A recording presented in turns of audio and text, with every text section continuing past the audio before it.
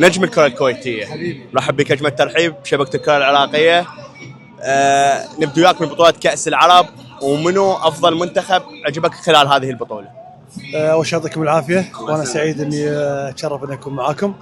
والله ما شاء الله تبارك الرحمن إلى الآن يعني في فرق جدا ممتازة. الفرق اللي تأهلت من أول شيء طبعا لابد إنك تذكرها، ولابد إنك تكون هي مرشحة. المنتخب السعودي، المنتخب الأردني، المنتخب العراقي، المنتخب الجزائري، من الفرق اللي قاعد تقدم مستوى جدا مميز وممتاز. لكن هذه كرة قدم، ما اعتقد ان في احد تصور المنتخب السوري والمنتخب الفلسطيني يتاهلون امام منتخبين متاهلين كاس العالم من التصفيات الاولى، منتخبات تصنيفها الدولي في المقدمه. المنتخب التونسي متمرس واصل نهائي البطوله في البطوله السابقه. فهذه كرة قدم. الى الان المستويات بالذات مع الفرق الخليجيه متقاربه، لكن احنا نطمح ان نوصل لابعد منطقه ممكنه في هذه البطوله، وكل التوفيق لاعب لفت انتباهك كل البطوله؟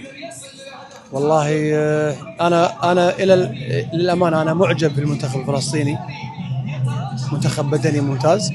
وعدي الدباغ الى الان من وجهه نظري الشخصيه من اللاعبين اللي فعلا قيمتهم الفنيه كبيره. ليش؟ سواء يكون على البنش او الاساسي يعطي دائما يقدم اضافه. عمر خريبين كذلك يقدم مستوى ممتاز. المنتخب الجزائري ما شاء الله تبارك الرحمن 3 إلى 4 لاعبين. المنتخب الجزائري يوم غد سيواجه منتخبنا الوطني المنتخب العراقي. نعم. توقعاتك النتيجه؟ الاقرب الجزائر، واعتقد طبعا المنتخب العراقي اذا تبي نتصور، اذا انا لو كنت منتخب العراقي لابد اني اريح لاعبين. انا متاهل صحيح، نعم الضغط على الجزائر، والمنتخب العراقي متاهل. لذلك من باب اولى اني انا امسك مجموعتي، اريح بعض اللاعبين، على الاقل الركائز الرئيسيه اللي انا اعتمد عليها في المباراه القادمه. التخطيط دائما يكون في المباراه القادمه. الجهاز الفني يخطط منه، يبي يخطط اول، يخطط ثاني، يبي يقابل من. اعتقد ايضا هذه حسابات اخرى. اذا كان يفكر في منتخب معين على اشراك الفريق الاساسي. شكرا لك.